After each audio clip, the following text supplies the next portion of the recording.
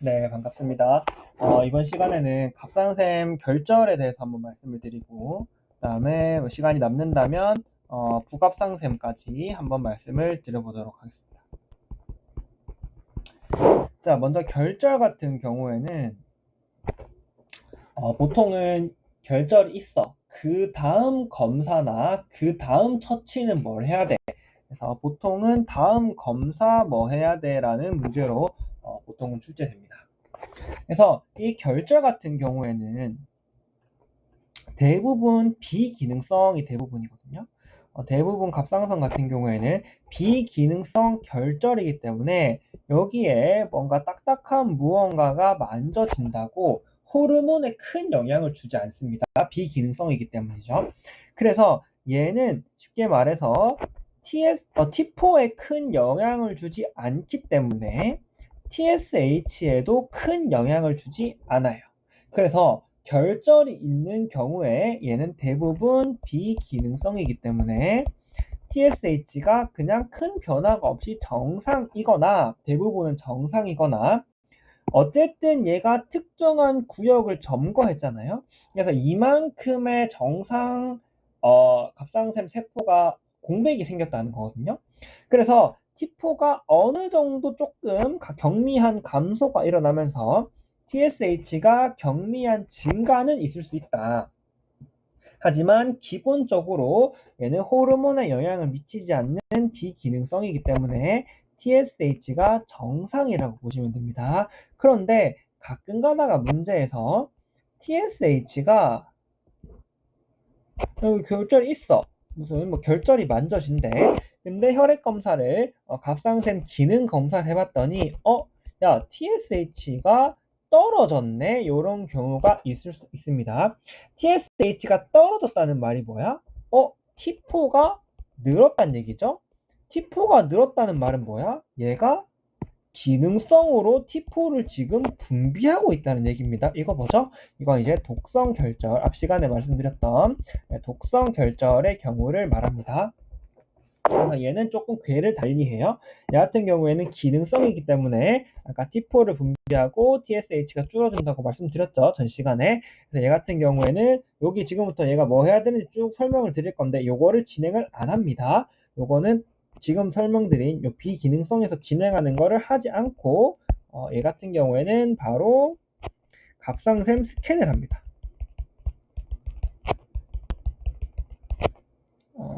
라디오 액티브 아이오딘 업테이크를 확인하는 거죠. 그래서 얘 같은 경우에는 말씀드렸듯이 특정 부위에만 핫 노듈이 포컬한 핫 노듈이 만들어지면서 주변엔 없어. 그러면 얘는 독성 결절이다. 이렇게 보시면 되겠습니다. 대부분의 경우에는 아까 말씀드렸듯이 얘는 이제 기능성이고요. 비기능성 결절이기 때문에 TSH가 정상이 됩니다. 그래서 TSH가 정상이 되면 가장 먼저 해봐야 되는 거는 갑상샘 초음파고요. 그러니까 이거를 이제 이런 그림이 없는 거죠. 사실은 이런 그림이 없는 거죠. 그래서 문제를 싹 봤는데 뭔가 결절이 만져져. 그럼 가장 먼저 우리는 갑상샘 기능 검사를 했겠죠. 갑상샘 기능 검사를 해봤더니 검사 결과가 짜잔 비기능성이라서 TSH가 정상이야. 그럼 우리는 야 갑상샘 어떻게 생겼는데 결절이 그래서 어떤 모양인데 궁금하잖아요. 그래서 그 모양을 확인하기 위해서 갑상샘 초음파를 진행하는 겁니다. 갑상샘 초음파 사진은 대부분 주어지지 않는 경우가 많아요. 이것도 지우고 비교해서 다시 말씀드릴게요. 그런데 이렇게 했어. 갑상샘 기능 검사를 했어. 그런데 이게 무슨 일이야? 기능성이네. 그러면서 TSH가 떨어졌네. 그러면 얘는 이제 라디오 액티브 아이오딘 업테이크 스캔을 하는 겁니다. 갑상샘 스캔을 하면 우리가 얻어지는 그림이 생기겠죠? 좀 이렇게 이런 것도 안 생기죠. 사실은 어때? 이런 모양이 생기는 거죠. 안 보여, 안 보여요. 여러분 착한 사람 눈에만 보이는 거예요. 안 보이고 그냥 이런 모습만 보이는 거죠.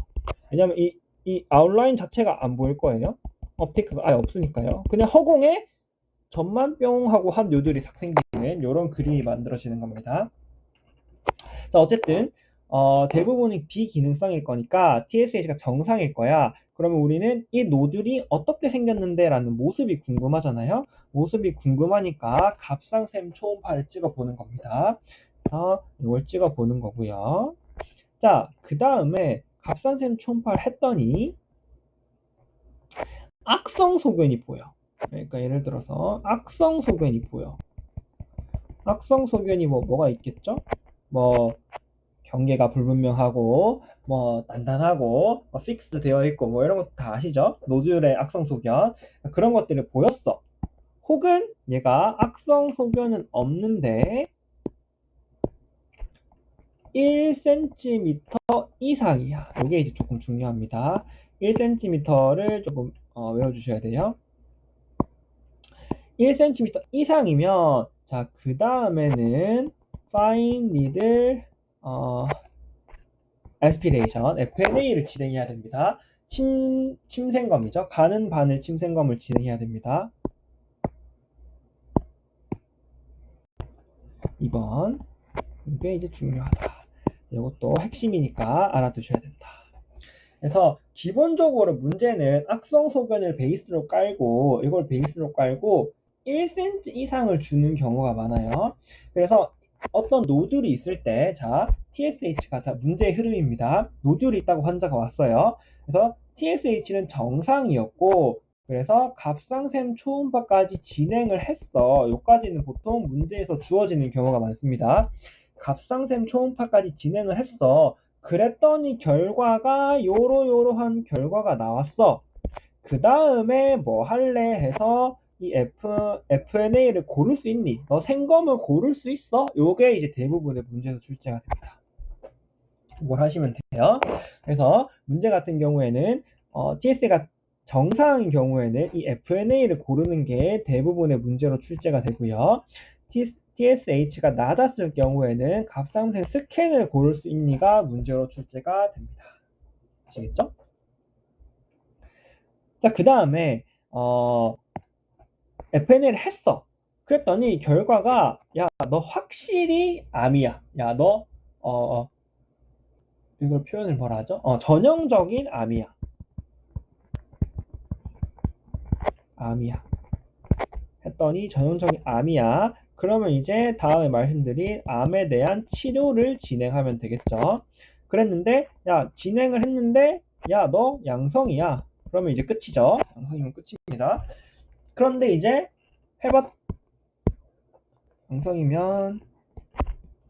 양성이면 거기서 끝이고요. 해봤는데 비전형이야. 야, 잘 모르겠는데? 이렇게 되는 거죠. 잘 모르겠으면은 재검입니다. 재검.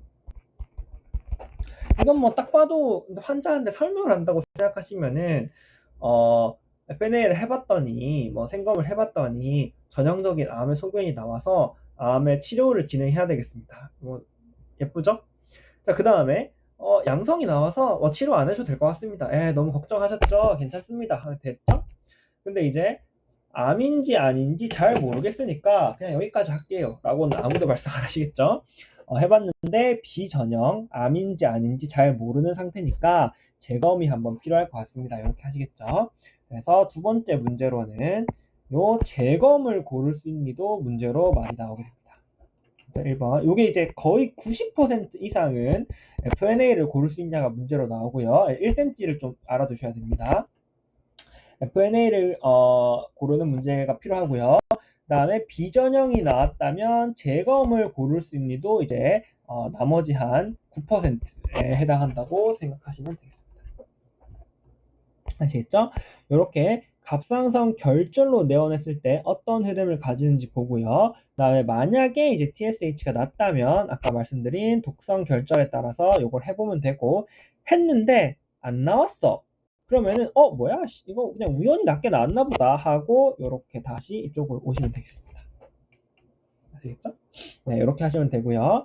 자, 그래서 이번 다음에는 뭘 말씀드릴 거냐면 그래서 전형적인 암이 나왔을 때 암에 대해서 조금 설명을 해드리고 치료를 어떻게 진행해야 되는지 말씀드리겠습니다.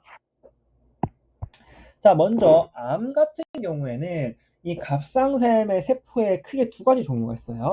하나는 여포세포고요. 얘가 이제 우리가 뭐 전형적으로 말하는 T4를 생산하는 그런 세포인 겁니다. 여포 센서 외에도 속질 C세포도 있어요. C세포. C세포 얘는 이제 칼시토닌을 만들어서 칼슘 대사에 관여하는 거죠. 뭐 혈중 칼슘을 좀 낮추는 방향으로 진행을 되는 이런 호르몬을 분비하는 세포가 있습니다. 대부분의 문제는 문제도 그렇고 대부분의 갑상선 암은 이 여포세포에 발발하는 게 90% 이상입니다. 우리는 문제는 보통 여포세포를 기준으로 만들게 되고요.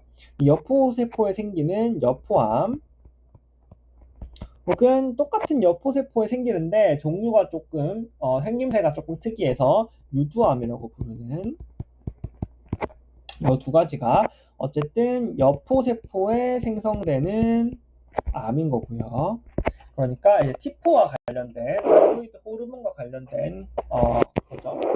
치료 같은 경우에는 치료는 치료의 전반적인 흐름은 갑상샘을 절제하고요. 그 다음에 림프도 절제하고요. 이렇게 진행이 됩니다. 그 다음에 만약에 필요에 의해서 방사선 요오드도 진행할 수 있습니다. 그래서 기본적으로 이 절제에는 두 가지가 있는데요. 전 절제가 있고 옆 절제가 있습니다. 그 다음에 뭐 림프절 절제는 똑같이 하는 거고요. 이 전 절제 같은 경우에는 이렇게 갑상샘이 이렇게 있을 때 암이 여기에 있어도 나는 다 떼겠다는 거죠. 그 다음에 이 옆 절제 같은 경우에는 요거를 요렇게 떼겠다는 거겠죠. 차이는 뭐냐면 이 전 절제를 하는 경우에 남은 갑상섬이 없어.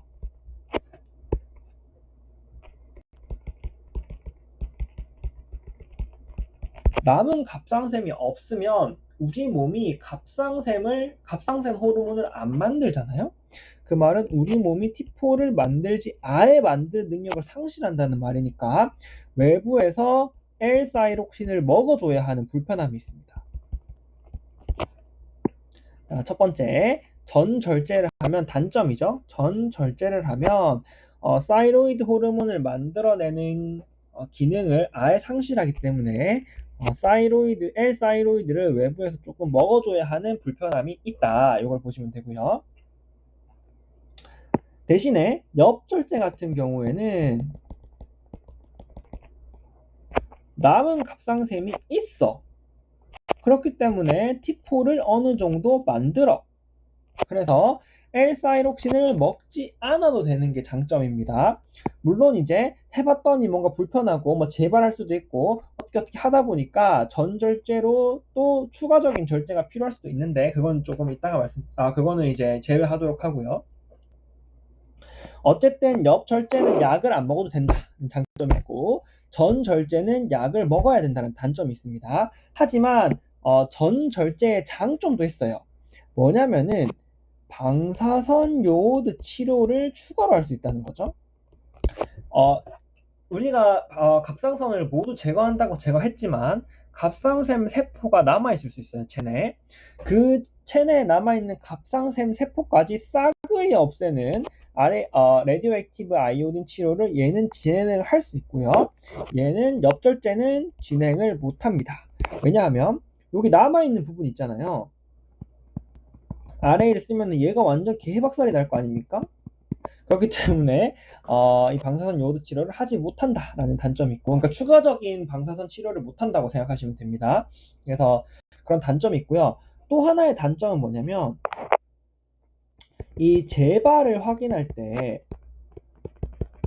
물론 레디오액티브 아이오딘 업테이크를 확인해도 되겠죠. 업테이크를 확인했을 때 여기 옛날에 갑상샘이 남아있던 부분이라고 봤을 때 여기에 업테이크가 있으면 안 돼. 그쵸?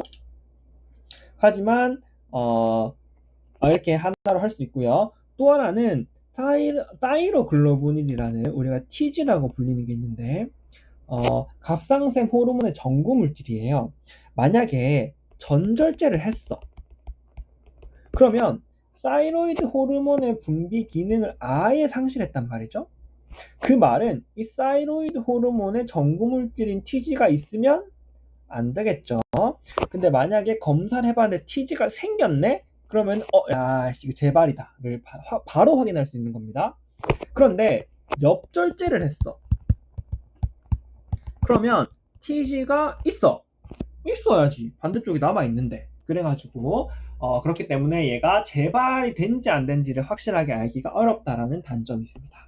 정리드리자면 일단 가장 먼저 시험에는 사실 안 나와요. 시험에는 그냥 절제 및 림프 절제, 갑상선 떼고 림프도 뗀다 이렇게 생각하시면 되고요. 굳이 아시고 싶으면 4cm 이상이면 무조건 전절제 해야 되고 2cm 이하면 엽절제를 선호하기도 한다라는 건데 그렇게까지 안 나오는 것 같아요. 그래서 그냥 절제하고 림프도 뗀다까지 생각하시면 되겠고요. 굳이 조금 자세하게 하자면 이 전절제의 장점은 약을 먹어야 되는 단점이 있지만 방사선 요오드 치료를 할 수 있고 이 사이로글로불린을 통해서 재발을 확실하게 확인할 수 있다. 이런 장점이 있습니다. 대신에 엽절제를 한 경우에는 조금 남겨놨죠. 그렇기 때문에 이 약을 이거 평생 먹어야 돼서 이것도 굉장한 장점이긴 해요. 그래서 약을 안 먹어도 된다는 굉장한 장점이 있음에도 불구하고 방사선 요오드 치료를 할 수가 없고 그리고 재발 확인은 무조건 레디오 액티브 업테이크를 통해서만 확인해야 되고 이 TG로 확인을 못하기 때문에 재발 확인에 조금 단점이 있다 이렇게 생각하시면 되겠습니다. 자, 그 다음에 정말 가끔 출제되는 이제 속질암이 있는데요. 이 속질암 같은 경우에는 T4랑 전혀 무관합니다. 얘는 칼시토닌과 관련된 이가 없네요. 칼시토닌과 관련된 부분이라서 얘는 T4와 관련이 없고요. 얘는 유전자 이상으로 유전자 변형으로 주로 발생하기 때문에 가족력이 있는 경우가 많고요. 얘 같은 경우에는 대부분 전절제가 선호되고 얘나 림프도 당연히 떼야 되고요. 그 다음에 얘는 T4와 전혀 무관하기 때문에 방사선 요오드 치료를 아예 할 수가 없죠. 그래서 전절제와 림프전 절제를 선택만 할 수 있으면 되고요. 특징적으로 얘는 T4에 전혀 문제가 없고 칼시토닌이 조금 높아지는 특징을 보입니다. 그래서 가족력이 주로 있고요. 이 가족력이 있기 때문에 실제로 몸에서 결절이 지금 없어. 결절이 없는데 피 검사를 했더니 칼시토닌이 높네? 그러면 야 이거 그리고 가족력도 있어. 그러면은 이거 속질암의 가능성이 매우 높겠다. 이렇게 판단하고 예방적인 전절제 및 림프절 제거술을 진행할 수 있겠습니다. 그래서 문제 같은 거 봤을 때 제가 정확하게 언젠지 기억이 안 나는데 진단 없이 수술이 답인 경우가 있었어요. 그래서 그 경우는 이러한 예방적인 아마 언니가 속질암이었나 그랬고 칼시토닌이 체내에 높은 상태였어요. 결절이 있었는지 모르겠는데 어쨌든 진단을 하지 않고 그 다음 뭐 해야 돼? 해서 바로 전절제 및 림프절 제혈제술이 답인 경우가 있었다. 해서 예방적인 치료를 진행하기도 한다. 이렇게 생각하시면 되겠습니다. 자, 그 다음에 사실은 시험만 따지자면 이제 이 제일 중요하고요. FA를 고를 수 있냐? 이게 이제 가장 중요하다. 그래서 모르겠으면 FA를 선택하면 된다라고 할 정도로 가장 중요하고 그 다음에 암이 확정됐다면 전절제 및 림프절 절제를 하면 된다. 이렇게 하시면 되고요. 자, 그 다음에 이제 주로 나오는 게 애초에 이 파트가 잘 안 나오니까 그 다음에 나온다면 나오는 게 이제 수술 합병증이죠. 이 수술 합병증으로 크게 이제 신경을 건드리거나 부갑상선을 건드리는 경우가 있어요. 이 두 가지. 그래서 신경을 건드리면 리커런트 라링지알 nerve죠. 되돌이 후두신경.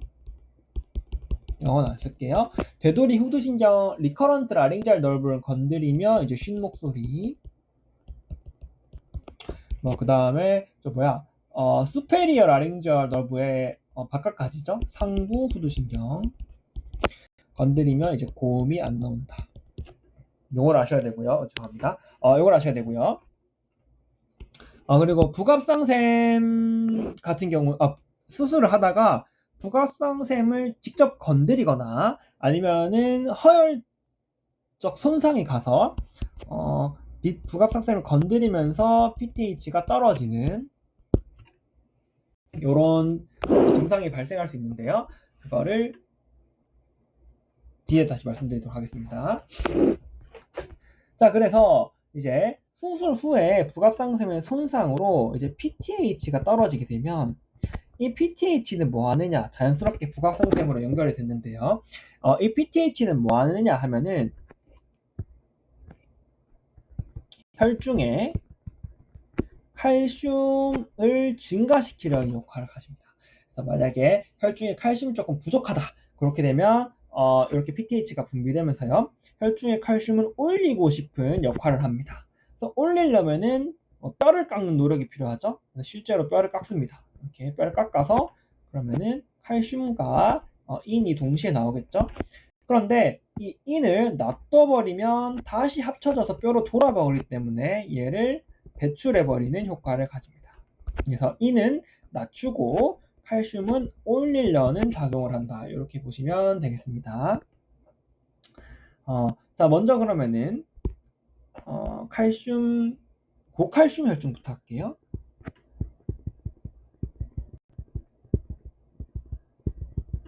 쉽게 말해서 PTH가 지금 많이 나왔다는 얘기죠. PTH가 많이 나오면서 칼슘이 많이 나오고 인이 많이 줄어들었다. 이런 상태를 보시면 되겠습니다. 기본적으로 가장 큰 원인은 북압상샘의 기능성 종양입니다. 북압상샘 종양이죠. 여기서 PTH를 막 뿜어내는 거예요. 그래서 칼슘이 막 높아지는 거죠. 그래서 이런 상태가 진행이 되고요. 칼슘이 높아지면 이 칼슘이 높아진 상황이면 이 칼슘에 의해서 그 ADH 바소프레신에 대한 저항성이 생깁니다. 이 바소프레신에 대한 저항성 때문에 소변의 제흡수가 떨어지고 결과적으로 탈수가 작용하는, 이 탈수로 인해서 의식도 저하될 수 있는 그러한 위험한 병입니다.